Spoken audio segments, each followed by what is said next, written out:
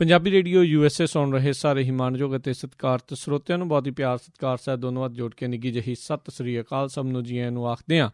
ਸੋ ਤੇ ਪ੍ਰੋਗਰਾਮ ਖਬਰ ਤੇ ਨਜ਼ਰ ਦੇ ਵਿੱਚ ਆਪ ਸਭ ਦਾ ਨਿੱਘਾ ਸਵਾਗਤ ਹੈ। ਸ਼ਨਿਚਰਵਾਰ ਦੇ ਇਸ ਪ੍ਰੋਗਰਾਮ 'ਚ ਆਪਣੇ ਨਾਲ ਇਸ ਟਾਈਮ ਜੁੜ ਚੁੱਕੇ ਨੇ ਮਿੰਟੂ ਗੁਰੂਸਰੀਆ ਜੀ। ਮਿੰਟੂ ਜੀ ਨਿੱਘੀ ਜੀ ਆਇਆਂ ਨੂੰ ਪਿਆਰ ਭਰੀ ਸਤਿ ਸ੍ਰੀ ਅਕਾਲ ਜੀ। ਸ਼ੁਕਰੀਆ ਜੀ, ਸਾਰਿਆਂ ਨੂੰ ਸਤਿ ਸ੍ਰੀ ਅਕਾਲ ਜੀ।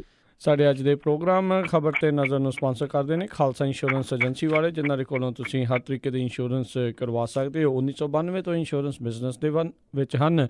ਕਿਸੇ ਵੀ ਤਰੀਕੇ ਦੇ ਬਿਜ਼ਨਸ ਇੰਸ਼ੋਰੈਂਸ ਦੇ ਲਈ ਵਰਕਰ ਕੌਮ ਦੇ ਲਈ ਅੱਜ ਹੀ ਇਹਨਾਂ ਨੂੰ ਕਾਲ ਕਰੋ 408-272-2500 ਦੇ ਉੱਤੇ। ਇਸ ਦੇ ਨਾਲ Krishan Dhanota university, Satpal Singh Tracy, Jassi Gill plumbing ਵਾਲੇ Bakersfield, Major Singh Fresno G and tyre and lube ਵਾਲੇ, ਜਿਨ੍ਹਾਂ ਦੇ ਕੋਲੋਂ ਤੁਸੀਂ truck wash, oil change, air brake ਦਾ ਕੰਮ ਕਰਵਾ ਸਕਦੇ ਹੋ। ਨਵੇਂ ਪੁਰਾਣੇ ਟਾਇਰ ਵਾਜਿਬ ਕੀਮਤਾਂ 'ਤੇ ਖਰੀਦ ਸਕਦੇ ਹੋ। 2 ਲੋਕੇਸ਼ਨ ਨੇ, ਸੈਂਟਾਨੈਲਾ ਅਤੇ ਮੰਡੇਰਾ ਦੇ ਵਿੱਚ। ਹੋਰ ਜਾਣਕਾਰੀ ਲਈ ਕਾਲ ਨਿੰਮਾ ਸਹੋਤਾ 209-277-0113 ਦੇ ਉੱਤੇ। ਨਾਲ ਹੀ Chicago pizza with a twist ਵਾਲੇ, ਜਿਹੜੇ ਕਿ ਜਿਨ੍ਹਾਂ ਦੇ ਕੋਲੋਂ ਤੁਸੀਂ ਹਰ ਤਰ੍ਹਾਂ ਦਾ veg, non veg, Indian style pizza ਜਿਹੜਾ ਹੈ ਉਹ ਤੁਸੀਂ ਔਡਰ ਕਰ ਸਕਦੇ ਹੋ। ਪੀਜ਼ਾ ਔਡਰ ਕਰਨ ਦੇ ਲਈ ਉਹਨਾਂ ਦੀ ਲੋਕੇਸ਼ਨ ਦੀ ਜਾਣਕਾਰੀ ਲਈ ਤੁਸੀਂ ਵੈਬਸਾਈਟ ਵਿਜ਼ਿਟ ਕਰੋ chicagopizzatwist.com। ਅਤੇ West cost truck driving school ਵਾਲੇ, ਜਿਹੜੇ ਕਿ ਤੁਹਾਨੂੰ ਟਰੱਕ ਦਾ ਲਾਇਸੈਂਸ ਲੈਣ ਦੇ ਵਿੱਚ ਤੁਹਾਡੀ ਸਹਾਇਤਾ ਕਰਦੇ ਹਨ। ਹੋਰ ਜਾਣਕਾਰੀ ਲਈ ਕਾਲ ਅਜੀਤ ਅਟਵਾਲ 559-374-4541। ਇਹਨਾਂ ਸਾਰਿਆਂ ਦਾ ਬਹੁਤ ਬਹੁਤ ਧੰਨਵਾਦ। ਜੇਕਰ ਤੁਸੀਂ ਜਾਂ ਕੋਈ ਹੋਰ ਕਾਰੋਬਾਰ ਇਸ ਪ੍ਰੋਗਰਾਮ ਨੂੰ ਸਪਾਂਸਰ ਕਰਨਾ ਚਾਹੁੰਦੇ ਹੋ, ਸੰਪਰਕ ਕਰੋ 408-722-7698 ਦੇ ਉੱਤੇ। ਗੱਲਬਾਤ ਦਾ ਸਿਲਸਿਲਾ ਮਿੰਟੂ ਜੀ ਸ਼ੁਰੂ ਕਰਦੇ ਹਾਂ। ਵਿਸ਼ਵ ਕੱਪ ਕ੍ਰਿਕਟ ਦੇ ਵਿੱਚ ਪਾਕਿਸਤਾਨ ਖਿਲਾਫ ਮੈਚ ਨੂੰ ਲੈ ਕੇ ਵੀ ਹੁਣ ਮਚਿਆ ਆ ਘਮਾਸਾਨ। ਹਾਂ ਬਿਲਕੁਲ, ਇਸ ਮਾਮਲੇ ਦੇ ਵਿੱਚ ਰਾਏ ਜਿਹੜੀ ਆ ਉਹ ਤਕਰੀਬਨ ਵੰਡੀ ਹੋਈ ਆ ਤੇ BCCI ਆ ਜਿਹੜੀ ਉਹ ਵੀ ਦੁਬਿਧਾ 'ਚ ਫਸੀ ਹੋਈ ਆ। ਤੁਹਾਨੂੰ ਪਤਾ ਹੀ ਆ ਕਿ BCCI ਆ ਜਿਹੜਾ ICC ਦੇ ਨਾਲ ਬੱਧਾ ਹੋਇਆ ਤੇ ICC ਆ ਜਿਹੜੀ ਉਹ ਆਪਣੀ ਨਿਯਮਾਵਲੀ ਬਣਾ ਕੇ ਚੱਲਦੀ ਆ। ਹਾਲਾਂਕਿ ਆਪਾਂ ਪਿਛਲੇ ਪ੍ਰੋਗਰਾਮ 'ਚ ਗੱਲ ਕੀਤੀ ਸੀਗੀ ਕਿ ਇਹਨਾਂ ਨੇ ਪਾਕਿਸਤਾਨੀ ਨਿਸ਼ਾਨੇਬਾਜ਼ਾਂ ਨੂੰ ਵੀਜ਼ਾ ਦੇਣ ਤੋਂ ਨਾ ਕਰ ਦਿੱਤੀ ਤੇ ਉਹਦਾ ਖਮਿਆਜ਼ਾ ਵੀ ਇਹਨਾਂ ਨੂੰ ਭੁਗਤਣਾ ਪਿਆ, ਕਿਉਂਕਿ ਓਲੰਪਿਕ ਸੰਘ ਨੇ ਜਿਹੜੇ ਓਲੰਪਿਕ ਜਾਂ ਹੋਰ ਇਵੈਂਟ ਜੁੜੇ ਆ ਇਹਨਾਂ ਦੇ ਨਾਲ, ਉਹਨਾਂ ਤੇ ਪਾਬੰਦੀ ਲਾ ਦਿੱਤੀ ਹੈ ਕਿ ਇੰਡੀਆ ਨੂੰ ਉਹਨਾਂ ਦੀ ਅਲਾਟਮੈਂਟ ਨਹੀਂ ਹੋਈ। ਸੋ ਦੂਸਰੇ ਪੱਖ ਤੋਂ, ਦੂਸਰੇ ਪਾਸੇ ਤੋਂ ਜੇ ਕ੍ਰਿਕਟ ਵੱਲ ਵੇਖੀਏ ਤਾਂ ਕਿਉਂਕਿ ਇੰਗਲੈਂਡ ਦੇ ਵਿੱਚ ਹੁਣ ਸੰਸਾਰ ਕੱਪ ਖੇਡਿਆ ਜਾਣਾ, ਮੇਰੇ ਖਿਆਲ ਦੇ ਨਾਲ 97-98 ਦਿਨ ਰਹਿ ਗਏ ਹੋਣੇ ਆ, ਤਾਂ ਉਹਦੇ ਵਿੱਚ ਭਾਰਤ ਬਨਾਮ ਪਾਕਿਸਤਾਨ ਦਾ ਇੱਕ ਮੁਕਾਬਲਾ, ਇਹ ਹਮੇਸ਼ਾ ਹਾਈ ਵੋਲਟੇਜ ਮੁਕਾਬਲਾ ਹੁੰਦਾ ਔਰ ਭਾਵਨਾਵਾਂ ਜੁੜ ਜਾਂਦੀਆਂ ਦੋਨਾਂ ਦੇਸ਼ਾਂ ਦੀਆਂ। ਔਰ ਵਿਸ਼ਵ ਕੱਪ ਦੇ ਵਿੱਚ, ਸੰਸਾਰ ਕੱਪ ਦੇ ਵਿੱਚ ਪਾਕਿਸਤਾਨ ਦਾ ਜਿਹੜਾ ਰਿਕਾਰਡ ਹੈ ਬਹੁਤ ਬੁਰਾ ਹੈ। ਤਾਂ ਹੁਣ ਕੀ ਹੈ ਕਿ ਕੇਂਦਰ ਕਹਿੰਦਾ ਪਿਆ ਕਿ ਦੇਖੋ ਜੀ BCCI ਫੈਸਲਾ ਕਰੇ ਕਿ ਉਹ ਮੈਚ ਹੈ ਜਿਹੜਾ ਉਹ ਭਾਰਤ ਨਾ ਖੇਡੇ। BCCI ਕਹਿੰਦਾ ਹੈ ਕਿ ਦੇਖੋ ਜੀ ਸਰਕਾਰ ਦੇ ਨਾਲ ਅਸੀਂ ਗੱਲਬਾਤ ਕਰਾਂਗੇ, ਠੀਕ ਹੈ, ਉਹਨਾਂ ਨੇ ਸਾਨੂੰ ਲਿਖ ਕੇ ਭੇਜਿਆ, ਅਸੀਂ ਗੱਲਬਾਤ ਕਰਾਂਗੇ, ਜੋ ਆਖਰੀ ਸਿੱਟਾ ਹੋਇਆ ਫਿਰ ਉਹਦੇ ਤੇ ਚੱਲ ਕੇ ਅੱਗੇ ਆਖਰੀ ਫੈਸਲਾ ਬਣਾ ਲਿਆ। ਮੇਰੇ ਖਿਆਲ ਦੇ ਨਾਲ ਦੇਖੋ ਇਹ ਚੀਜ਼ਾਂ ਜਿਹੜੀਆਂ ਨੇ ਉਹ ਚੱਲਦੀਆਂ ਰਹਿਣੀਆਂ। ਭਾਰਤ ਪਾਕਿਸਤਾਨ ਦੇ ਰਿਸ਼ਤੇ ਆ ਜਿਹੜੇ ਉਹ ਯਕਦਮ ਜਾਂ ਰਾਤੋਂ ਰਾਤ ਸੁਧਰਨੇ ਨਹੀਂ ਆ, ਪਰ ਖੇਡਾਂ ਜਾਂ ਸੱਭਿਆਚਾਰਕ ਗਤੀਵਿਧੀਆਂ ਜਿਹੜੀਆਂ ਉਹ ਨਾਲ ਨਿਰੰਤਰ ਚੱਲਦੀਆਂ ਰਹਿਣੀਆਂ ਚਾਹੀਦੀਆਂ, ਜਿਹੜੀਆਂ ਕਿ ਚੱਲ ਨਹੀਂ ਰਹੀਆਂ। ਇਹ ਅਫਸੋਸਨਾਕ ਆ ਦੋਨਾਂ ਦੇਸ਼ਾਂ ਵੱਲੋਂ। ਖੈਰ, ਜੇ ਮੈਂ ਸਮਝਦਾ ਕਿ ਤੁਸੀਂ ਮੈਚ ਛੱਡੋਗੇ, ਤੁਸੀਂ ਉਹਨਾਂ ਨੂੰ ਵਾਕ ਓਵਰ ਦਿੰਦੇ ਹੋ, ਤਾਂ ਉਹਦੇ ਵਿੱਚ ਉਹਨਾਂ ਨੂੰ ਸਿੱਧੇ 2 ਪੁਆਇੰਟ ਮਿਲ ਜਾਣਗੇ, ਜਦ ਕਿ ਉਹਨਾਂ ਦਾ ਰਿਕਾਰਡ ਹੈ ਤੁਹਾਡੇ ਖਿਲਾਫ ਬਹੁਤ ਖਰਾਬ। ਤਾਂ ਮੇਰੇ ਖਿਆਲ ਦੇ ਨਾਲ ਜੇ ਕ੍ਰਿਕਟ ਦੇ ਲਿਹਾਜ਼ ਨਾਲ, ਖੇਡ ਦੇ ਲਿਹਾਜ਼ ਨਾਲ ਦੇਖਣਾ ਹੋਵੇ, ਨਾ ਮੈਂ ਸਿਆਸਤ ਦੇ ਤੌਰ ਤੇ ਦੇਖੂੰ, ਨਾ ਮੈਂ ਭਾਵਨਾਤਮਕ ਤੌਰ ਤੇ ਦੇਖੂੰ, ਜੇ ਮੈਂ ਖੇਡ ਦੇ ਤਕਾਜ਼ੇ ਨਾਲ ਇਸ ਚੀਜ਼ ਨੂੰ ਮਾਪਾਂ ਤੇ ਕਦੇ ਵੀ ਮੈਂ ਜ਼ਾਤੀ ਤੌਰ ਤੇ 2 ਪੁਆਇੰਟ ਪਾਕਿਸਤਾਨ ਨੂੰ ਨਹੀਂ ਖੇਡੇ। ਐਡੀ ਤਗੜੀ ਤੁਹਾਡੇ ਕੋਲ ਟੀਮ ਹੈ, ਉਹਨਾਂ ਨੂੰ ਹਰਾਉਣਾ ਚਾਹੀਦਾ ਸੰਸਾਰ ਕੱਪ ਦੇ ਵਿੱਚ, ਆਲਮੀ ਕੱਪ 'ਚ, ਔਰ ਇਹ ਕਹਿਣਾ ਚਾਹੀਦਾ ਕਿ ਖਿਡਾਰੀ ਜਜ਼ਬੇ ਨਾਲ ਖੇਡਣ, ਜੋਸ਼ ਨਾਲ ਖੇਡਣ, ਜਨੂਨ ਨਾਲ। ਸੋ ਆ ਜਿਹੜੀ ਹੁਣ ਚੱਲਦੀ ਪਈ ਆ ਗਤੀਵਿਧੀ, ਇਹਦੇ ਤੇ ਪਤਾ ਨਹੀਂ ਕੀ ਫੈਸਲਾ ਆਊਗਾ। ਪਰ ਬਹੁਤ ਸਾਰੇ ਲੋਕ, ਸਚਿਨ ਤੰਦੁਲਕਰ ਵੀ ਇਸ ਹੱਕ ਦੇ ਵਿੱਚ, ਉਹ ਕਹਿੰਦਾ ਕਿ ਮੇਰਾ ਵੀ ਨਜ਼ਰੀਆ ਹੋਆ ਕਿ ਖੇਡਣਾ ਚਾਹੀਦਾ, ਸੰਸਾਰ ਕੱਪ ਖੇਡਣਾ ਚਾਹੀਦਾ। ਕਿਹੜਾ ਤੁਸੀਂ ਪਾਕਿਸਤਾਨ 'ਚ ਖੇਡਣਾ ਜਾਂ ਭਾਰਤ 'ਚ ਖੇਡਣਾ, ਨਿਊਟਰਲ ਜਗ੍ਹਾ ਹੈ ਉੱਥੇ ਤੁਹਾਨੂੰ ਮੈਚ ਖੇਡਣਾ ਚਾਹੀਦਾ। ਹੁਣ ਦੇਖਦੇ ਹਾਂ ਕਿ ਕੀ ਫੈਸਲਾ ਲੈਂਦੇ ਆ, ਔਰ ਮੇਰੇ ਖਿਆਲ ਦੇ ਨਾਲ ਕੇਂਦਰ ਦੀ ਦਖਲਅੰਦਾਜ਼ੀ ਖੇਡਾਂ ਜਿਹੜੀ ਆ ਉਹ ਹੋਣੀ ਚਾਹੀਦੀ। ਤੁਸੀਂ ਉਹਨਾਂ ਨੂੰ ਫੈਸਲਾ ਬਣਾਉਣ ਦਿਓ, ਆਪਣੇ ਹਿਸਾਬ ਕਿਤਾਬ ਨਾਲ ਫੈਸਲਾ ਬਣਾਓ ਕੀ ਬਣਾਓ। ਜੀ ਜੀ ਜੀ। ਅਗਲੀ ਜਿਹੜੀ ਗੱਲ ਕਰਦੇ ਹਾਂ, ਕਹਿੰਦੇ ਹੁਣ WhatsApp ਮੈਸੇਜਾਂ ਦੀ ਜਿਹੜੀ ਹੋ ਸਕੇਗੀ ਸ਼ਿਕਾਇਤ, ਕਿਤੇ ਪਹਿਲਾਂ ਹੀ ਹੋ ਜਾਣਾ ਚਾਹੀਦਾ ਸੀਗਾ। ਦੇਖੋ ਆਜ਼ਾਦੀ, ਜਿਹੜੀ ਬੋਲਣ ਦੀ ਆਜ਼ਾਦੀ, ਲਿਖਣ ਦੀ ਆਜ਼ਾਦੀ, ਉਹ ਸਾਰਥਕ ਸੋਚਾਂ ਦੇ ਹੱਥ 'ਚ ਰਵੇ ਤੇ ਠੀਕ ਆ।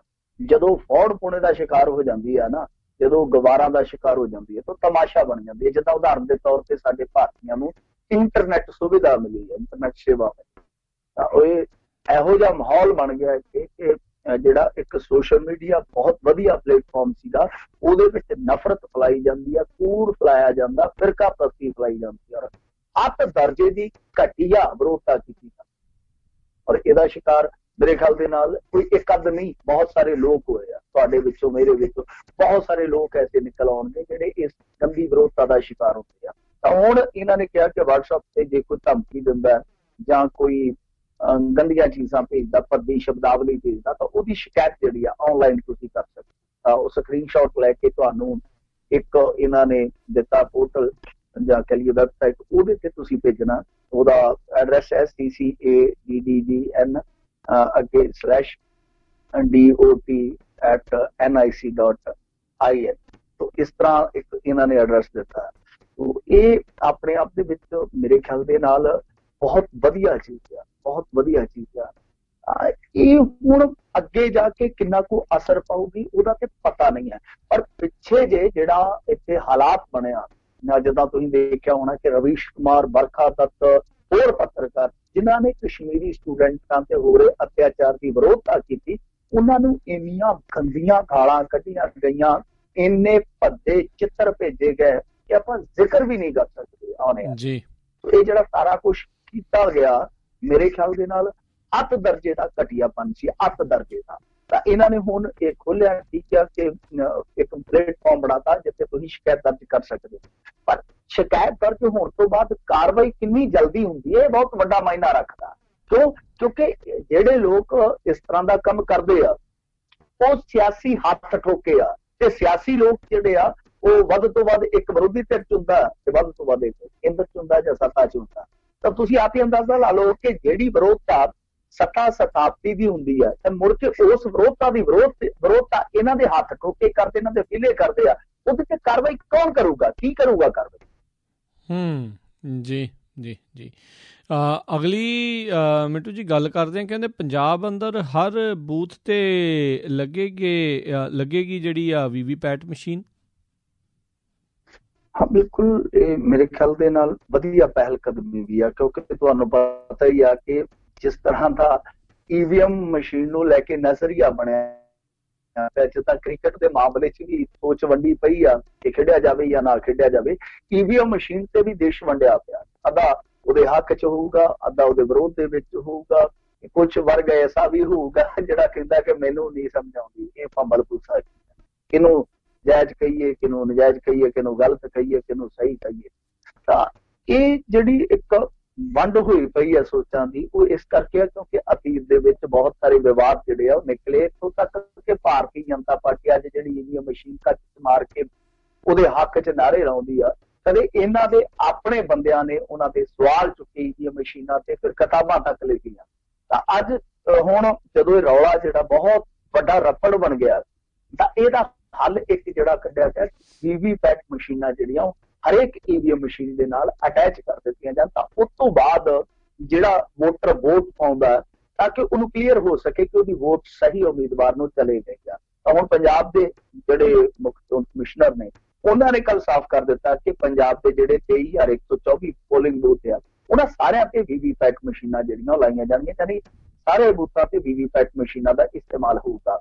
VVPAT ਮਸ਼ੀਨ ਦੇ ਵਿੱਚ 7 ਸੈਕਿੰਡ ਤੱਕ ਤੁਸੀਂ ਸਲਿੱਪ ਦੇਖ ਸਕਦੇ, ਮਤਲਬ ਕਿ ਤੁਹਾਡੀ ਵੋਟ ਕਿਹੜੇ ਕੈਂਡੀਡੇਟ ਨੂੰ ਗਈ ਆ, ਸਕਰੀਨ ਤੇ 7 ਸੈਕਿੰਡ ਲਈ ਉਹ ਤੁਹਾਨੂੰ ਸਾਈਨ ਦਿਸੇਗਾ, ਉਹ ਚੋਣ ਨਿਸ਼ਾਨ ਦਿਸੇਗਾ ਜਿਹਨੂੰ ਤੁਸੀਂ ਵੋਟ ਪੋਲ ਕੀਤੀ ਆ।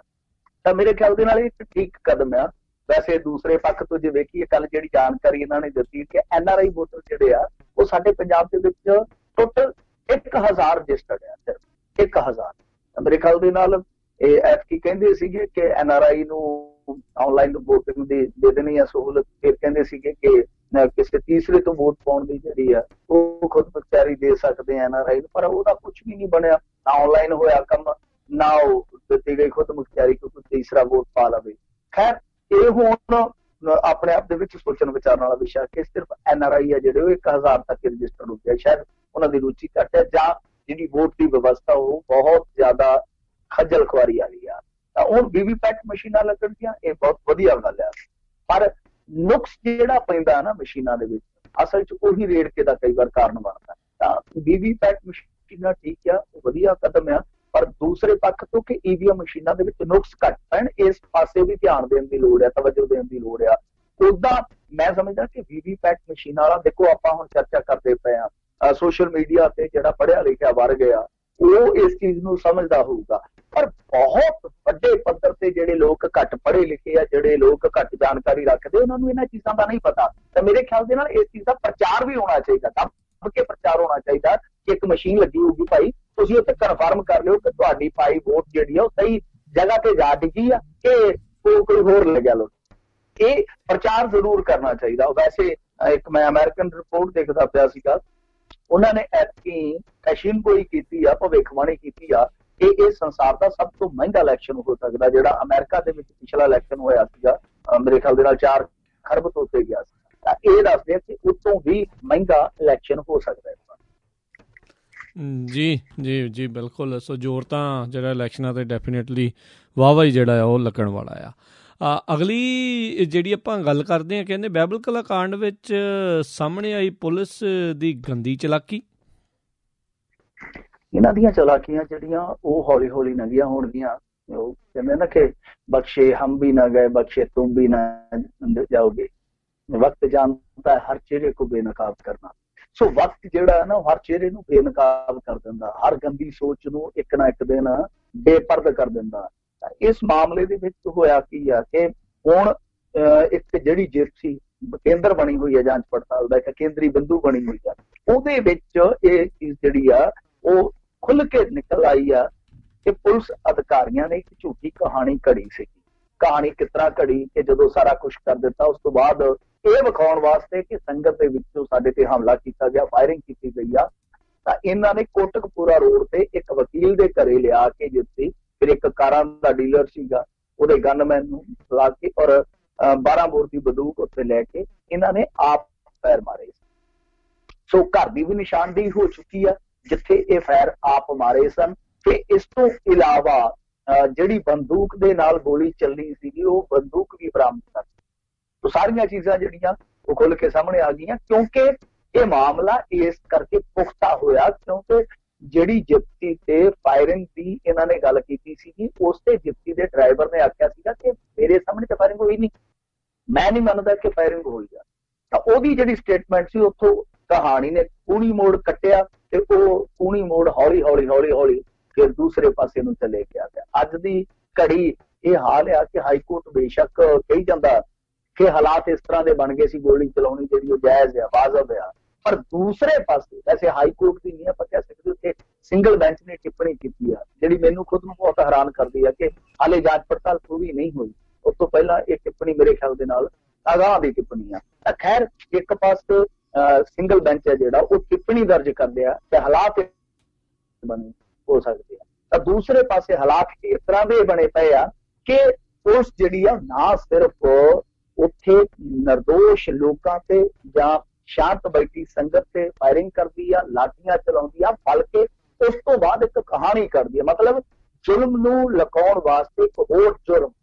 ਤਾਂ ਇਸ ਕੜੀ ਦੇ ਵਿੱਚ ਜੇ ਆਪਾਂ ਅਗਲੀ ਗੱਲ ਜੋੜੀਏ ਉਹ ਇਹ ਆ ਕਿ ਜਿੰਨਾ ਮਰਜ਼ੀ ਇਹਨਾਂ ਨੇ ਇਸ ਖੇਡ ਨੂੰ ਢੱਕਿਆ, ਪਰ ਅਖੀਰ ਦੇ ਵਿੱਚ ਇਹ ਖੇਡ ਜਿਹੜੀ ਆ ਉਹ ਖੁੱਲ ਕੇ ਸਾਹਮਣੇ ਆ ਗਈ ਔਰ ਪੁਲਿਸ ਨੇ ਹੀ ਸਭ ਕੁਛ ਕੀਤਾ, ਜ਼ੁਲਮ ਵੀ ਕੀਤਾ, ਉਸ ਤੋਂ ਬਾਅਦ ਜ਼ੁਲਮ ਨੂੰ ਢੱਕਣ ਦਾ ਕੰਮ ਵੀ ਕੀਤਾ ਔਰ ਪੁਲਿਸ ਨੂੰ ਨੰਗਿਆ ਕਰ ਰਹੀ ਆ। ਤਾਂ ਇਹਦੇ ਵਿੱਚ ਸਾਫ਼ ਆ ਕਿ ਸਿਆਸਤ ਨੇ ਵੱਖੋ ਵੱਖ ਮੌਕਿਆਂ ਤੇ ਵੱਖੋ ਵੱਖ ਢੰਗ ਨਾਲ ਕੰਮ ਕੀਤਾ ਹੈ।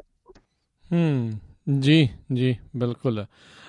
ਅਗਲੀ ਜਿਹੜੀ ਆਪਾਂ ਗੱਲ ਕਰਦੇ ਹਾਂ ਮਿੰਟੂ ਜੀ, ਵੀ ਕਹਿੰਦੇ ਗਿਆਨੀ ਇਕਬਾਲ ਸਿੰਘ ਦੇ ਮੁੰਡੇ ਦੀ ਹਿੱਤ ਨੇ ਕੀਤੀ ਛੁੱਟੀ। ਹਾਂ, ਹਿੱਤ ਨੇ ਕਿਹਾ ਕਿ ਤੁਹਾਡਾ ਹਿੱਤ ਹੁਣ ਇੱਥੇ ਕਮੇਟੀ 'ਚ ਸੁਰੱਖਿਅਤ ਨਹੀਂ ਰਹੇਗਾ, ਤੁਸੀਂ ਇਸ ਕਰਕੇ ਆਪਣਾ ਹਿੱਤ ਜਿਹੜਾ ਉਹ ਹਿੱਤ ਕਰਕੇ ਬਾਹਰ ਲੈ ਜਾਓ। ਇਹ ਹਿੱਤ ਸਾਹਿਬ ਉਹ ਹਿੱਤ ਸਾਹਿਬ ਆ ਜਿਹੜੇ ਪ੍ਰਬੰਧਕੀ ਬੋਰਡ ਦੇ ਉੱਤੇ ਮੁਖੀ ਆ ਤਖਤ ਸ਼੍ਰੀ ਪਟਨਾ ਸਾਹਿਬ ਆ। ਤਾਂ ਇਹ ਥੋੜੇ ਦਿਨ ਪਹਿਲਾਂ ਹੀ ਤਨਖਾਹ ਭੁਗਤ ਕੇ ਗਏ, ਕਿਉਂਕਿ ਇਹ ਤਨਖਾਹ ਭੁਗਤ ਰਹੇ ਸੀਗੇ ਵੱਖ-ਵੱਖ ਧਾਰਮਿਕ ਸਥਾਨਾਂ ਤੇ ਇਹਨਾਂ ਨੇ ਤਨਖਾਹ ਪੂਰੀ ਕਰਨੀ ਸੀਗੀ। ਤਾਂ ਜਦੋਂ ਤਨਖਾਹ ਪੂਰੀ ਕਰਦਾ ਕੋਈ ਤਨਖਾਹੀਆ, ਤੁਹਾਨੂੰ ਪਤਾ ਕਿ ਇਸ ਦੌਰਾਨ ਉਹ ਕੋਈ ਪੰਥਕ ਗਤੀਵਿਧੀ ਨਹੀਂ ਕਰ ਸਕਦਾ, ਚਾਹੇ ਜਿੰਨੀ ਮਰਜ਼ੀ ਵੱਡੀ ਪਦਵੀ ਆ। ਤਾਂ ਉਹਨਾਂ ਦਿਨਾਂ ਦੇ ਵਿੱਚ ਇੱਕ ਸ਼ਾਂਤ ਸੀਗਾ, ਕੁਛ ਬੋਲਿਆ ਵੀ ਨਹੀਂ ਹੈ। ਜਦੋਂ ਤਨਖਾਹ ਨੇ ਪੂਰੀ ਕਰ ਲਈ ਤੇ ਨਾਲ ਦੀ ਨਾਲ ਇਹ ਵੱਡਾ ਫੈਸਲਾ ਲਿਆ। ਵੈਸੇ ਦਲੇਰੀ ਭਰਿਆ ਕਦਮ ਆ, ਕਿਉਂਕਿ ਉੱਥੇ ਗਿਆਨੀ ਇਕਬਾਲ ਸਿੰਘ ਦੀ ਤੂਤੀ ਬੋਲਦੀ ਆ। ਹਾਲਾਂਕਿ ਉਹਦੇ ਵਿਵਾਦਾਂ ਦੇ ਬੈਂਡ ਵੀ ਬਹੁਤ ਵੱਜਦੇ ਆ, ਪਰ ਇਹ ਕੋਈ ਨਹੀਂ ਇਨਕਾਰੀ ਹੋ ਸਕਦਾ ਇਸ ਗੱਲ ਤੋਂ ਕਿ ਗਿਆਨੀ ਇਕਬਾਲ ਸਿੰਘ ਦੀ ਤੂਤੀ ਨਹੀਂ ਬੋਲਦੀ। ਤਾਂ ਉਹਦੀ ਉੱਥੇ ਬਹੁਤ ਵੱਡੇ ਪੱਧਰ ਤੇ ਕਹੀਏ ਕਿ ਇੱਕ ਲੌਬੀ ਕੰਮ ਕਰਦੀ ਆ। ਉਹਦੇ ਨਾਲ ਦੇ ਜਿਹੜੇ ਆ ਉਹ ਕਾਫੀ ਮਜ਼ਬੂਤ ਆ, ਉਹ ਵੀ ਕਾਫੀ ਮਜ਼ਬੂਤ ਆ। ਪਰ ਇਸੇ ਦਰਮਿਆਨ ਉਹ ਜਿਹੜੀ ਵੀਡੀਓ ਆਈ ਸੀ ਉਹਦੇ ਤੇ ਕਾਰਵਾਈ ਕਰਕੇ ਅਵਤਾਰ ਸਿੰਘ ਹਿੱਤ ਨੇ ਕਿਤੇ ਨਾ ਕਿਤੇ ਇੱਕ ਦਲੇਰੀ ਵਾਲਾ ਕੰਮ ਤੇ ਕੀਤਾ, ਇੱਕ ਸੁਨੇਹਾ ਵੀ ਦਿੱਤਾ ਕਿ ਆਉਣ ਵਾਲੇ ਦਿਨਾਂ ਦੇ ਵਿੱਚ ਕਾਫੀ ਉੱਠਕ ਬੈਠਕ ਹੋ ਸਕਦੀ ਹੈ। ਉੱਠਕ ਬੈਠਕ ਕਿਉਂ ਹੋ ਸਕਦੀ ਆ? ਕਿਉਂਕਿ ਜਦੋਂ ਤਨਖਾਹ ਭੁਗਤ ਲਈ ਅਵਤਾਰ ਸਿੰਘ ਹਿੱਤ ਨੇ ਤਾਂ ਨਾਲ ਦੀ ਨਾਲ ਉਹਨੇ ਇੱਕ ਸਟੇਟਮੈਂਟ ਦਿੱਤੀ ਸੀਗੀ ਕਿ ਇਹ ਜਥੇਦਾਰ ਜਿਹੜੇ ਆ ਇਹ ਤੇ ਮਹੰਤਸ਼ਾਹੀ ਬਣਾਈ ਬੈਠੀ। ਸੋ ਇਹ ਇੱਕ ਬਹੁਤ ਵੱਡੀ ਸਟੇਟਮੈਂਟ ਸੀਗੀ। ਤਾਂ ਇਹ ਹੁਣ ਮਹੰਤਸ਼ਾਹੀ ਕਿਹੜੀ ਕਰਦਾ, ਜਾਂ ਤੇ ਗਿਆਨੀ ਇਕਬਾਲ ਸਿੰਘ ਜਾਂ ਫਿਰ ਗਿਆਨੀ ਹਰਪ੍ਰੀਤ ਸਿੰਘ, ਇਹ ਤੇ ਸਾਫ਼ ਨਹੀਂ ਕੀਤਾ। ਪਰ ਜਿਹੜਾ ਇੱਕ ਉਹਨਾਂ ਨੇ ਸ਼ਬਦ ਵਰਤਿਆ ਕਿ ਮਹੰਤਸ਼ਾਹੀ ਚੱਲਦੀ ਪਈ ਆ, ਤਾਂ ਉਹ ਸਾਫ਼ ਸੰਕੇਤ ਆ ਕਿ ਅਵਤਾਰ ਸਿੰਘ ਹਿੱਤ ਜਿਹੜਾ ਉਹ ਕਿਤੇ ਨਾ ਕਿਤੇ ਅੰਦਰੋਂ ਖਫਾ ਸੀਗਾ ਇਸ ਤਨਖਾਹ ਲਾਈ। ਤਾਂ ਹੁਣ ਦੇਖਦੇ ਆ ਆਉਣ ਵਾਲੇ ਸਮੇਂ ਦੇ ਵਿੱਚ ਇਹ ਅਸਲਬਾਜ਼ੀ, ਇਹ ਲੜਾਈ ਇਹ ਕਿੱਧਰ ਨੂੰ ਜਾਂਦੀ ਆ। ਪਰ ਜਿਹੜਾ ਇਹਦਾ ਮੁੰਡਾ ਸੀਗਾ ਉਹਦੀ ਉਹਨੇ ਜਿਹੜੀ ਸਫਾਈ ਪੇਸ਼ ਕੀਤੀ ਹੈ ਜਾਂ ਬੇਦਖਲੀ ਕੀਤੀ ਹੈ, ਉਹਦੇ ਤੇ ਵੀ ਇੱਕ ਕਿੰਤੂ ਪਰੰਤੂ ਹੈ ਗਿਆਨੀ ਇਕਬਾਲ ਸਿੰਘ ਦੇ। ਪਹਿਲੀ ਗੱਲ ਤੇ ਹੈ ਕਿ ਦੇਖੋ ਲੈਟਰ ਹੈਡ ਤੇ ਉਹ ਬੇਦਖਲੀ ਨੋਟਿਸ ਜਿਹੜਾ ਜਾਰੀ ਕਰ ਦਿੱਤਾ, ਆਮ ਤੌਰ ਤੇ ਅਖਬਾਰਾਂ 'ਚ ਚੜਾਇਆ ਜਾਂਦਾ ਜਾਂ ਵੈਸੇ ਆਪਾਂ ਪ੍ਰੈਸ ਨੋਟ ਜਾਰੀ ਕਰ ਸਕਦੇ ਹਾਂ। ਤਾਂ ਉਹਨਾਂ ਨੇ ਉੱਥੇ ਜਥੇਦਾਰ ਵਾਲੀ ਜਿਹੜੀ ਲੈਟਰ ਹੈਡ ਆ, ਯਾਨੀ ਜਿਹੜੀ ਤਖਤ ਸਾਹਿਬ ਦੀ ਲੈਟਰ ਹੈਡ ਆ, ਉਹਦੇ ਤੇ ਦਰਜ ਕੀਤਾ ਸਾਰਾ ਕੁਛ, ਸਾਰੀ ਲੇਖਣੀ ਜਿਹੜੀ ਆ ਉਹਦੇ ਤੇ ਅੰਕਿਤ ਕਰਕੇ ਫਿਰ ਉਹਨਾਂ ਨੇ ਉਹ ਪ੍ਰੈਸ ਨੋਟ ਬਣਾ ਕੇ ਅੱਗੇ ਜਾਰੀ ਕਰ ਦਿੱਤਾ। ਤਾਂ ਕਹਿਣ ਦਾ ਭਾਵ ਹੈ ਕਿ ਉਹ ਇੱਕ ਜਥੇਦਾਰ ਦੀ ਸਟੇਟਮੈਂਟ ਹੈ, ਕਿਉਂਕਿ ਆਮ ਤੌਰ ਤੇ ਜਥੇਦਾਰ ਦੀ ਮੋਹਰ ਉਦੋਂ ਲੱਗਦੀ ਆ ਜਦੋਂ ਕੋਈ ਹੁਕਮ ਦਿੱਤਾ ਜਾਂਦਾ, ਆਦੇਸ਼ ਦਿੱਤਾ ਜਾਂਦਾ। ਤਾਂ ਕੀ ਉਹ ਇੱਕ ਜਥੇਦਾਰ ਦੀ ਸਟੇਟਮੈਂਟ ਸੀ ਜਾਂ ਇੱਕ ਬਾਪ ਦੀ ਸਟੇਟਮੈਂਟ ਸੀ? ਪਹਿਲੀ ਗੱਲ ਇਹ ਕਲੀਅਰ ਹੋਣੀ ਚਾਹੀਦੀ ਆ। ਔਰ ਦੂਜੀ ਇਹ ਆ ਕਿ ਉਹਨੇ ਜਿਹੜੀ ਸਫਾਈ ਦਿੱਤੀ ਹੈ ਬੜੀ, ਮੈਂ ਕਹੂੰਗਾ ਕਿ ਝੂਠੀ ਜੀ ਲੱਗਦੀ ਸੀ, ਬੜੀ ਤਰਾਮੀ ਜੀ ਲੱਗਦੀ ਸੀ, ਅਟਕਲ ਪੱਚੂ ਜਿਹਾ ਲੱਗਦਾ ਸੀਗਾ। ਆਖੇ ਜੀ ਇਹ 2014 ਦੀ ਵੀਡੀਓ ਆ, ਉਦੋਂ ਮੁੰਡੇ ਦੇ ਸਿਰ 'ਚ ਲੜਾਈ 'ਚ ਸੱਟ ਲੱਗੀ ਸੀ, ਇਹ ਪਾਗਲ ਜਿਹਾ ਹੋਇਆ ਫਿਰਦਾ ਸੀ। ਤੇ ਜੇ ਇਸ ਤਰ੍ਹਾਂ ਦੀ ਗੱਲ ਹੈ ਤੇ ਫਿਰ ਉਹਦੀ ਬੇਦਖਲੀ ਕਰ ਦੋ ਕੀਤੀ, ਉਹਨੂੰ ਖੁਦ ਆਪ ਅੱਗੇ ਆ ਕੇ ਸਫਾਈ ਦੇਣੀ ਚਾਹੀਦੀ ਸੀ। ਦੋਨਾਂ ਪੱਖਾਂ ਤੋਂ ਜੇ ਦੇਖੀਏ ਤਾਂ ਇੱਕ ਨਮੋਸ਼ੀ ਵਾਲਾ ਪੱਖ ਹੈ, ਦੂਸਰਾ ਇੱਕ ਦਲੇਰੀ ਵਾਲਾ ਪੱਖ ਹੈ ਜੋ ਸਾਰੇ ਹਿੱਸੇ ਨੇ ਫੈਸਲਾ ਕਰ ਲਿਆ। ਪਰ ਆਉਣ ਵਾਲੇ ਦਿਨਾਂ ਦੇ ਵਿੱਚ ਇਹ ਟਸਲਬਾਜ਼ੀ ਰੁਕੂਗੀ ਨਹੀਂ, ਇਹ ਜ਼ਿਆਦਾ ਹੋਰ ਪਾਜ ਉੱਡਣਗੇ ਨਾਲ, ਕਿਉਂਕਿ ਆਪਸ ਦੇ ਵਿੱਚ ਹੈ ਕਿ ਇੱਕ ਦੂਜੇ ਦੀਆਂ ਕਮਜ਼ੋਰੀਆਂ, ਇੱਕ ਦੂਜੇ ਦੀਆਂ ਚੋਰੀਆਂ ਜਿਹੜੀਆਂ ਉਹ ਬਾਹਰ ਜ਼ਰੂਰ ਕੱਢਣਗੇ, ਜਿਸ ਤਰ੍ਹਾਂ ਦਾ ਲੜਾਈ ਝਗੜਾ ਪਿਆ ਖਲੋਤਾ। ਜੀ ਜੀ ਜੀ ਅਗਲੀ ਮਿੰਟੂ ਜੀ ਗੱਲ ਕਰਦੇ, ਕਹਿੰਦੇ ਬਾਦਲ ਨੇ ਸੁਪਰੀਮ ਕੋਰਟ ਦੇ ਜੱਜ ਤੋਂ ਪੜਤਾਲ ਕਰਾਉਣ ਦੀ ਮੰਗ ਕੀਤੀ ਆ। ਹੁਣ ਭਾਈ ਹੋਰ UN ਵਾਲਿਆਂ ਤੋਂ ਸਾਰਿਆਂ ਤੋਂ ਹੀ ਕਰਾ ਲਓ ਇੱਕ ਵਾਰੀ। ਦੇਖੋ ਪ੍ਰਕਾਸ਼ ਸਿੰਘ ਬਾਦਲ ਹੋਰੀ ਹੁਣ ਲੀਕਾਂ ਕੁੱਟਦੇ ਪਏ ਆ, ਸੱਪ ਲੰਘ ਚੁੱਕਾ, ਪਾਣੀ ਪੱਤਨਾਂ ਤੋਂ ਨਿਕਲ ਗਏ ਆ, ਇਹ ਹੁਣ ਪੱਤਨਾਂ ਤੇ ਖੜੇ ਜਿੰਨਾ ਮਰਜ਼ੀ ਪਿੱਟੀ ਜਾਣ, ਉਸ ਵੇਲੇ ਨੇ ਵਾਪਸ ਨਹੀਂ ਆਉਣਾ ਜਿਹੜਾ ਵੇਲਾ ਕਦੇ ਇਹਨਾਂ ਦੇ ਹੱਥ ਵਿੱਚ ਸੀਗਾ। ਤੇ ਇਹ ਕਹਿੰਦੇ ਆ ਕਿ ਦੇਖੋ ਜੀ ਸੁਪਰੀਮ ਕੋਰਟ ਦੇ ਜੱਜ ਤੋਂ ਪੜਤਾਲ ਕਰਵਾਉਣੀ ਚਾਹੀਦੀ ਆ। ਤੇ ਤੁਹਾਨੂੰ ਕਿਹਨੇ ਰੋਕਿਆ ਸੀਗਾ? ਤੁਸੀਂ 2 ਸਾਲ ਤੱਕ ਰਾਜ ਕੀਤਾ, ਉਸ ਤੋਂ ਬਾਅਦ ਇਹਨਾਂ ਘਟਨਾਵਾਂ ਤੋਂ ਬਾਅਦ ਤੁਸੀਂ ਸਾਰੀਆਂ ਚੀਜ਼ਾਂ ਕਰਵਾ ਲੈਂਦੇ। ਉਦੋਂ ਤੇ ਜਦੋਂ ਕੋਟਕਪੂਰਾ ਦੇ ਵਿੱਚ ਪੰਥਕ ਪ੍ਰਚਾਰਕ ਬੈਠੇ ਸੀਗੇ, ਆਮ ਸਿੱਖ ਸੰਗਤ ਬੈਠੀ ਸੀਗੀ, ਰੌਲਾ ਪੈ ਰਿਹਾ ਸੀਗਾ, ਲੋਕ ਉਬਾਲਾ ਖਾ ਕੇ ਸੜਕਾਂ ਤੇ ਬੈਠੇ ਸਨ। ਇੱਥੇ ਤੱਕ ਕਿ ਨੌਨ ਸਿੱਖ ਆ, ਜਿਹੜੇ ਗੈਰ ਸਿੱਖ ਆ, ਉਹ ਵੀ ਇਸ ਸੋਗਮਾਈ ਮਾਹੌਲ ਦੇ ਵਿੱਚ ਸੜਕਾਂ ਤੇ ਆ ਗਏ ਸੀ। ਤਾਂ ਤੁਸੀਂ ਉਸ ਦਿਨ ਜਾਂ ਉਸ ਸਮੇਂ ਕੋਠੀਆਂ ਚੋਂ ਬਾਹਰ ਨਹੀਂ ਨਿਕਲੇ, ਕਸੂਰ ਕਿਹਦਾ? ਹੁਣ ਤੁਸੀਂ ਜਿੰਨਾ ਮਰਜ਼ੀ ਆਪਣਾ ਤਰਕ ਦਲੀਲ ਵਾਲਾ ਕੰਮ ਕਰੀ ਚਲੋ ਕਿ ਆਹ ਕਰੋ ਜੀ, ਆਹ ਕਰੋ, ਆਹ ਗਲਤ ਆ, ਸਹੀ ਆ, ਪਰ ਤੁਹਾਡੇ ਕੋਲ ਮੌਕਾ ਸੀਗਾ, ਤੁਹਾਡੇ ਕੋਲ ਉਸ ਸਮੇਂ ਸਾਰੀ ਸਰਕਾਰੀ ਮਸ਼ੀਨਰੀ ਦਾ ਪ੍ਰਬੰਧ ਸੀ, ਤੁਸੀਂ ਜੋ ਮਰਜ਼ੀ ਕਰ ਸਕਦੇ ਸੀ। ਪਹਿਲੀ ਗੱਲ ਤੇ ਇਸ ਖਲਾਰੇ ਨੂੰ ਤੁਸੀਂ ਉੱਥੇ ਹੀ ਸਮੇਟ ਸਕਦੇ ਸੀ ਜੇ ਲੋਕਾਂ ਦੇ ਵਿੱਚ ਚਲੇ ਜਾਂਦੇ।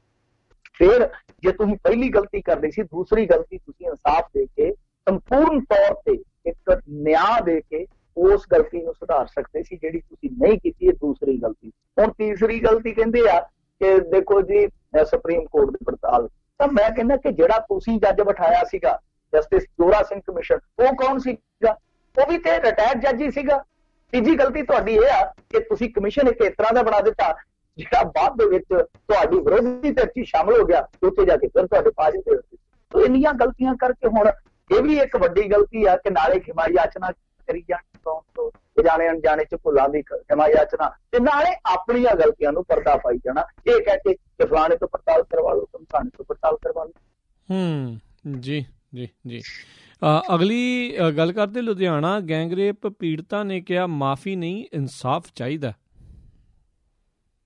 ਦੇਖੋ ਇਹ ਮਾਮਲਾ ਜਿਹੜਾ ਉਹ ਜਿੰਨਾ ਰੂਹ ਨੂੰ ਹਿਲਾਉਣ ਵਾਲਾ ਸੀਗਾ, ਉਹਨਾਂ ਵਿਵਸਥਾ ਨੂੰ ਵੀ ਨੰਗਿਆ ਕਰਨ ਵਾਲਾ ਸੀਗਾ ਕਿ ਸਾਡੀ ਵਿਵਸਥਾ ਕਿਸ ਤਰ੍ਹਾਂ ਦੀ ਹੈ, ਸਾਡਾ ਇੱਥੋਂ ਦਾ ਪੰਜਾਬ ਦਾ ਲੋਕਲ ਪ੍ਰਸ਼ਾਸਕੀ ਪ੍ਰਬੰਧ ਕਿਸ ਤਰ੍ਹਾਂ ਦਾ। ਕਿਉਂਕਿ ਦੇਖੋ ਇੱਕ ਇਹ ਆ ਕਿ ਉੱਥੇ ਲਗਾਤਾਰ ਰੇਪ ਹੋਏ, ਉਸ ਟੋਲੇ ਨੇ ਖੁਦ ਮੰਨਿਆ, ਹਾਲਾਂਕਿ ਕੁੜੀਆਂ ਸਾਹਮਣੇ ਨਹੀਂ ਆਈਆਂ ਪੀੜਤਾਂ, ਪਰ ਉਸ ਟੋਲੇ ਨੇ ਮੰਨਿਆ ਕਿ ਥੋੜੇ ਜਿਹੇ ਦਿਨ ਪਹਿਲਾਂ ਹੀ ਉਹਨਾਂ ਨੇ 5-6 ਰੇਪ ਕੀਤੇ ਇਸ ਤਰ੍ਹਾਂ ਦੇ। ਨਾਲੇ ਉਹ ਲੁੱਟਦੇ ਸੀ, ਨਾਲੇ ਇੱਜ਼ਤ ਲੁੱਟ ਲੈਂਦੇ ਸੀਗੇ। ਕੁੜੀਆਂ ਵਿਚਾਰੀਆਂ ਜਿਹੜੀਆਂ ਉਹ ਨਹੀਂ ਸੀ ਬੋਲ, ਕਈ ਵਾਰ ਤੁਹਾਨੂੰ ਪਤਾ ਜੋੜੇ ਜਿਹੜੇ ਉਹ ਘਰਾਂ ਤੋਂ ਚੋਰੀ ਅਫੇਅਰ ਚਲਾਉਂਦੇ ਆ, ਮਿਲ ਜੁਲ ਇਸ ਤਰ੍ਹਾਂ ਚੋਰੀ ਕੀਤਾ ਜਾਂਦਾ। ਤਾਂ ਲੋਕ ਲੱਜਾ ਜਿਹੜੀ ਆ ਉਹ ਬਹੁਤ ਵੱਡੀ ਸਮੱਸਿਆ, ਜਿਹਨੂੰ ਆਪਾਂ ਸੋਸ਼ਲ ਸਟਿਗਮਾ ਕਹਿ ਦਿੰਦੇ ਆ, ਕਿ ਉਹ ਇਸ ਮਾਮਲੇ ਦੇ ਵਿੱਚ ਕਿਤੇ ਨਾ ਕਿਤੇ ਅੜਿੱਕਾ ਡਾ ਕੇ ਬੈਠਾ ਸੀਗਾ। ਪਰ ਦੂਸਰੇ ਪਾਸੇ ਜਿਹੜੀ ਵਿਵਸਥਾ ਸਾਡੀ ਦੂਸਰੀ ਵਿਵਸਥਾ, ਜਿਵੇਂ ਇੱਕ ਪੁਲਿਸ ਵਿਵਸਥਾ, ਦੂਸਰੀ ਪ੍ਰਸ਼ਾਸਕੀ ਵਿਵਸਥਾ, ਉਹ ਕਿਸ ਤਰ੍ਹਾਂ ਦੀ, ਉਹਦਾ ਵੀ ਇੱਕ ਨਮੂਨਾ ਵੇਖਣ ਨੂੰ ਮਿਲਿਆ ਕਿ ਜਦੋਂ ਕੁੜੀ ਨੂੰ ਮੈਡੀਕਲ ਵਾਸਤੇ ਹਸਪਤਾਲ ਖੜਿਆ ਗਿਆ ਤਾਂ ਉੱਥੇ ਦੱਸਦੇ ਆ ਕਿ ਜਿਹੜਾ ਮੈਡੀਕਲ ਸਟਾਫ ਸੀਗਾ ਜਿਹਨੇ ਇਹ ਸਾਰੀ ਪੜਤਾਲ ਕਰਨੀ ਸੀ, ਮੈਡੀਕਲ ਵਾਲਾ ਕੰਮ ਕਰਨਾ ਸੀਗਾ, ਉਹ ਜਿਹੜਾ ਪੜਤਾਲੀਆ ਬੋਰਡ ਸੀਗਾ ਉਹਦੇ ਵਿੱਚੋਂ ਕੁਝ ਲੋਕ ਇਹੋ ਜਿਹੇ ਨਿਕਲੇ ਜਿਨ੍ਹਾਂ ਨੇ ਕੁੜੀ ਨੂੰ ਉਲਟਾ ਭੱਦੇ ਸਵਾਲ ਕੀਤੇ ਕਿ ਤੂੰ ਉੱਥੇ ਲੈਣ ਕੀ ਗਈ ਸੀ, ਤੂੰ ਉੱਥੇ ਜਾਏਗੀ, ਇਸ ਤਰ੍ਹਾਂ ਹੋ ਸਕਦਾ ਹੈ ਤੋਂ ਵੀ ਨੀਵੇਂ ਦਰਜੇ ਦੇ ਸ਼ਬਦ ਇਸਤੇਮਾਲ ਕੀਤੇ ਹੋਣ, ਤੇ ਫਿਰ ਇਸ ਤਰ੍ਹਾਂ ਹੀ ਹੋ। ਫਿਰ ਕੁੜੀਆਂ ਕਹਿੰਦੀਆਂ ਸਾਡੇ ਨਾਲ ਆਓ ਗਿਆ। ਜਾਨੀ ਇੱਕ ਕੁੜੀ ਜਿਹੜੀ ਬਹੁਤ ਵੱਡੀ ਪੀੜਾ ਚੋਂ ਗੁਜ਼ਰ ਰਹੀ ਸੀਗੀ, ਜਿਹਦੇ ਸਰੀਰ ਤੇ ਨਹੀਂ ਮਾਨਸਿਕਤਾ ਤੇ ਵੀ ਸੱਲ ਹੋਏ ਪਏ ਸੀਗੇ, ਉਹਨੂੰ ਉਲਟਾ ਹੌਸਲਾ ਦੇਣ ਦੀ ਥਾਂ ਤੇ ਉਹ ਜਿਹੜਾ ਪੜਤਾਲੀਆ ਬੋਰਡ ਹੈ ਉਹਦੇ ਕੁਝ ਮੈਂਬਰ ਕੀ ਕਹਿ ਰਹੇ ਆ ਕਿ ਤੂੰ ਉੱਥੇ ਲੈਣ। ਇਹ ਵਿਵਸਥਾ ਦਾ ਦੂਸਰਾ ਵੱਡਾ ਸੱਚ ਹੈ। ਹੁਣ ਉਹਦੀ ਜਾਂਚ ਪੜਤਾਲ ਬਹਿ ਗਈ ਸੀ ਕਿ ਜਦੋਂ ਇਹ ਮਾਮਲਾ ਸਾਹਮਣੇ ਆ ਗਿਆ, ਹੜਕੰਪ ਮਚ ਗਿਆ। ਸਿਹਤ ਮਹਿਕਮੇ ਦੇ ਵਿੱਚ ਸਿਵਲ ਸਰਜਨ ਸੀਗੇ ਜਿਹੜੇ, ਉਹਨਾਂ ਨੇ ਪੜਤਾਲ ਬਿਠਾ ਦਿੱਤੀ ਹੈ। ਤੇ ਹੁਣ ਦੱਸਦੇ ਆ ਇਹ ਜਿਹੜਾ ਵਿਹਾਰ ਕੀਤਾ ਗਿਆ ਉਹਦੇ ਲਈ ਕੁਝ ਜਿਹੜੇ ਉਹਨਾਂ ਦੇ ਸਟਾਫ ਦੇ ਮੈਂਬਰ ਹੈ ਸਿਹਤ ਮਹਿਕਮੇ ਦੇ, ਉਹ ਕਹਿੰਦੇ ਕਿ ਅਸੀਂ ਮਾਫੀ ਮੰਗ ਲੈਂਗੇ। ਤੇ ਪੀੜਤਾਂ ਨੇ ਕਿਹਾ ਕਿ ਨਹੀਂ, ਮੈਨੂੰ ਮਾਫੀ ਨਹੀਂ ਚਾਹੀਦੀ, ਮੈਨੂੰ ਇਨਸਾਫ ਚਾਹੀਦਾ। ਤਾਂ ਮੇਰੇ ਖਿਆਲ ਦੇ ਨਾਲ ਬਿਲਕੁਲ ਸਹੀ ਆ, ਵਾਜਬ ਗੱਲ ਆ, ਕਿਉਂਕਿ ਇਹ ਕਰਦੇ ਹੀ ਇਸ ਤਰ੍ਹਾਂ। ਪਤਾ ਨਹੀਂ ਕਿਉਂ ਇਹ ਆਪਣੀ ਸਰਵਿਸ ਨੂੰ ਸਰਵਿਸ ਨਾ ਸਮਝ ਕੇ ਉੱਥੇ ਸੂਬੇਦਾਰੀ ਸਮਝਦੇ ਆ ਕਿ ਜੇ ਕੋਈ ਗਰੀਬ ਹਮਾਕਤ ਜਿਹਨੂੰ ਨਾ ਸਮਝ ਲੱਗੇ ਉਹਨੂੰ ਪੈ ਜਾਂਦੇ ਆ ਟੁੱਟ ਕੇ, ਬਹੁਤ ਦਲੀਲ ਕੀਤਾ ਜਾਂਦਾ। ਤੁਹਾਨੂੰ ਚੇਤੇ ਹੋਣਾ ਫਿਰੋਜ਼ਪੁਰ ਦੇ ਵਿੱਚ ਇੱਕ ਸਰਕਾਰੀ ਹਸਪਤਾਲ ਨੇ ਇੱਕ ਬੀਬੀ ਨੂੰ ਕੁੱਟ ਕੱਟਿਆ ਸੀਗਾ, ਸਰਕਾਰੀ ਹਸਪਤਾਲ ਦੇ ਇੱਕ ਡਾਕਟਰ, ਤਾਂ ਉਹਦੀ ਇੱਕ ਵੀਡੀਓ ਵਾਇਰਲ ਹੋਈ, ਉਸ ਤੋਂ ਬਾਅਦ ਕਾਰਵਾਈ ਹੋਈ। ਤਾਂ ਕਿੱਦਾਂ ਉਹ ਕੁੱਟਦਾ ਪਿਆ ਜਿੱਦਾਂ ਰਾਖਸ਼ ਹੋ। ਸੋ ਇਹ ਚੀਜ਼ਾਂ ਜਿਹੜੀਆਂ ਨੇ ਉਹ ਮੇਰੇ ਖਿਆਲ ਦੇ ਨਾਲ ਵਿਵਸਥਾਗਤ ਜੋ ਸਾਡਾ ਢਾਂਚਾ ਉਹਦੇ ਤੇ ਸਵਾਲ ਖੜਾ ਕਰਦੀਆਂ। ਕਿਸੇ ਇੱਕ ਦਾ ਇਹ ਮਾਮਲਾ ਨਹੀਂ, ਇੱਥੇ ਇੱਕ ਵਾਰੀ ਇੱਕ ਬੱਚੀ ਦੇ ਨਾਲ ਬਲਾਤਕਾਰ ਹੋ ਗਿਆ, ਬੱਚੀ ਕਈ ਦਿਨ ਘਰੇ ਬੈਠੀ ਰਹੀ। ਹੁਣ ਦੇਖੋ ਬਲਾਤਕਾਰ ਹੋ ਜਾਣਾ ਨਾਬਾਲਗਾ ਦੇ ਨਾਲ, ਉਹਦਾ ਕੀ ਕਸੂਰ ਆ, ਕੀ ਦੋਸ਼ ਆ? ਚਲੋ ਦੋਸ਼ੀ ਫੜੇ ਗਏ, ਮਾਮਲਾ ਚੱਲਿਆ, ਉਹਨੇ ਹੌਸਲਾ ਜਤਾਇਆ, ਘਰਦਿਆਂ ਨੇ ਕਿਹਾ ਕਿ ਨਾ ਜਾ ਸਕੂਲੇ, ਉਹਨੇ ਕਿਹਾ ਕਿ ਨਹੀਂ, ਮੇਰਾ ਕੀ ਕਸੂਰ ਆ, ਮੈਂ ਕਿਉਂ ਆਪਣੀ ਜ਼ਿੰਦਗੀ ਬਰਬਾਦ ਕਰਾਂ, ਆਪਣਾ ਕੈਰੀਅਰ ਦਾ ਆਪੇ ਲਾਵਾਂ। ਉਹਨੇ ਕਿਹਾ ਮੈਂ ਸਕੂਲ ਜਾਊਂਗੀ। ਤੇ ਜਦੋਂ ਸਕੂਲ ਚਲੇ ਗਈ ਤੇ ਉੱਥੇ ਪ੍ਰਿੰਸੀਪਲ ਨੇ ਇਹੋ ਜਿਹਾ ਗੰਦਾ ਸ਼ਬਦ ਬੋਲਿਆ ਸੀ ਕਿ ਮੈਨੂੰ ਬੋਲਦਿਆਂ ਵੀ ਸ਼ਰਮ ਆਉਂਦੀ, ਕਿ ਗੰਦੀ ਮਸ਼ੀ ਇਹੋ ਜਿਹਾ ਕਹਿ ਕੇ ਸੰਬੋਧਿਤ ਕੀਤਾ। ਔਰ ਪ੍ਰਿੰਸੀਪਲ ਕੌਣ ਸੀ? ਇੱਕ ਲੇਡੀ, ਇੱਕ ਜਨਾਨੀ।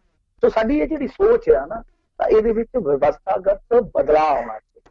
ਜਿਹੜੀ ਇਹ ਸਾਡੀ ਸੋਚ ਆ, ਇਹਨੂੰ ਬਦਲਣ ਦੀ ਜ਼ਰੂਰਤ ਹੈ ਕਿ ਪੜ੍ਹੀ ਲਿਖੀ ਸੁਸਾਇਟੀ, ਅਫਸਰਸ਼ਾਹੀ ਦੀ ਜਿਹੜੀ ਇੱਕ ਜਮਾਤ ਆ, ਉਹ ਵੀ ਕਈ ਵਾਰ ਇਸ ਤਰ੍ਹਾਂ ਦਾ ਕੰਮ ਕਰਦੀ ਆ ਕਿ ਜਿਹਨੂੰ ਹੌਸਲਾ ਦੇਣਾ, ਉਹਦਾ ਹੌਸਲਾ ਤੁਸੀਂ ਦੇਖ ਦਿੰਦੇ ਤਾਂ ਫਿਰ ਬਹੁਤ ਸ਼ਰਮਨਾਕ ਗੱਲ ਹੈ ਸਾਡੀ ਵਿਵਸਥਾ ਵਾਸਤੇ ਵੀ, ਸਾਡੇ ਸਮਾਜ ਵਾਸਤੇ।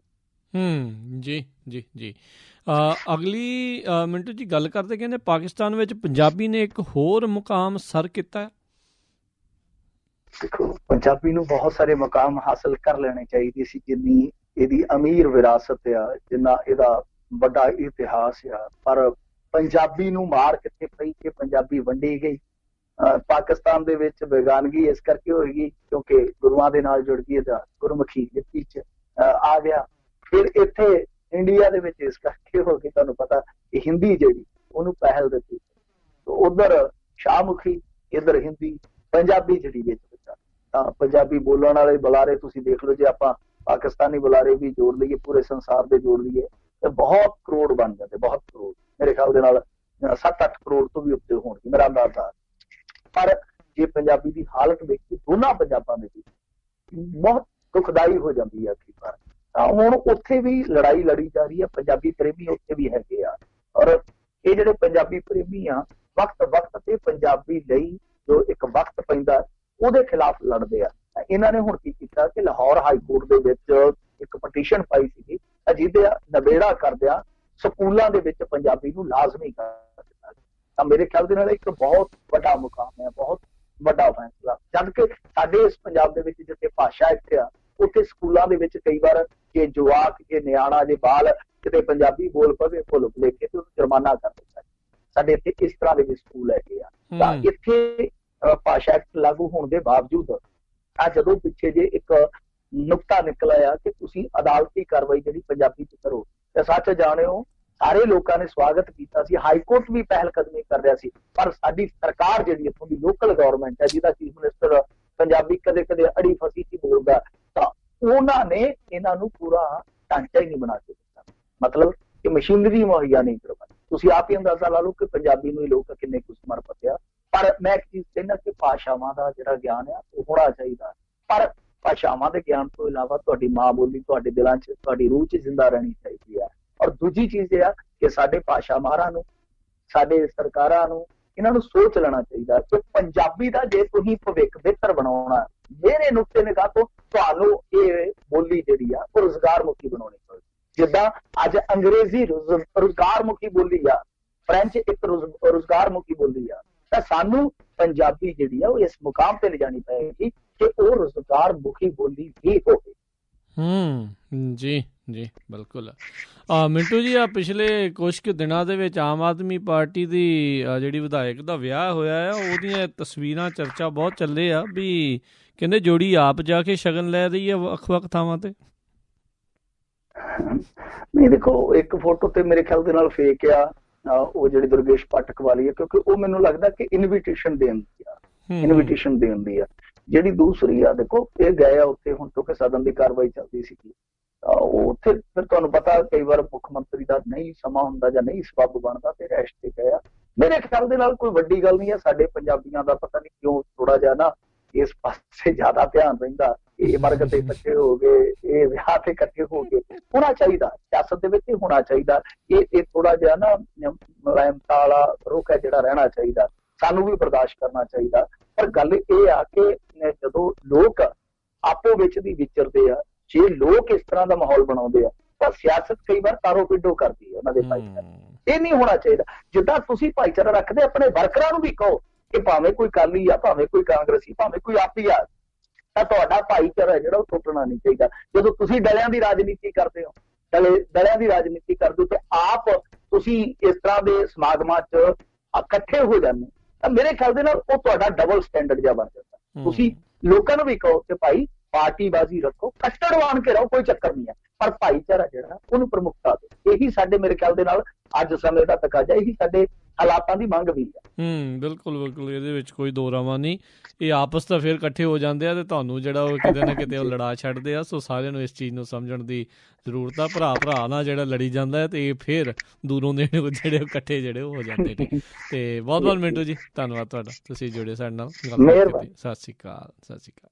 ਸਤਿ ਸ਼੍ਰੀ ਅਕਾਲ ਜੀ। ਤੇ ਸਰੋਤੇ, ਇੱਥੇ ਸਾਡਾ ਅੱਜ ਦਾ ਇਹ ਪ੍ਰੋਗਰਾਮ ਖਬਰ ਤੇ ਨਜ਼ਰ ਸਮਾਪਤ ਹੈ। ਮਿਲਦੇ ਹਾਂ ਤੁਹਾਨੂੰ ਸਾਰਿਆਂ ਨੂੰ ਅਗਲੀ ਵਾਰ। ਉਦੋਂ ਤੱਕ ਲਈ ਮੇਰੇ ਵੱਲੋਂ ਵੀ ਪਿਆਰ ਭਰੀ ਨਿੱਘੀ ਸਤਿ ਸ਼੍ਰੀ ਅਕਾਲ। ਜਿਉਂਦੇ ਵਾਸਤੇ ਰਹੋ, ਹੱਸਦੇ ਖੇਲਦੇ ਰਹੋ, ਸੁਣਦੇ ਰਹੋ ਪੰਜਾਬੀ ਰੇਡੀਓ USA।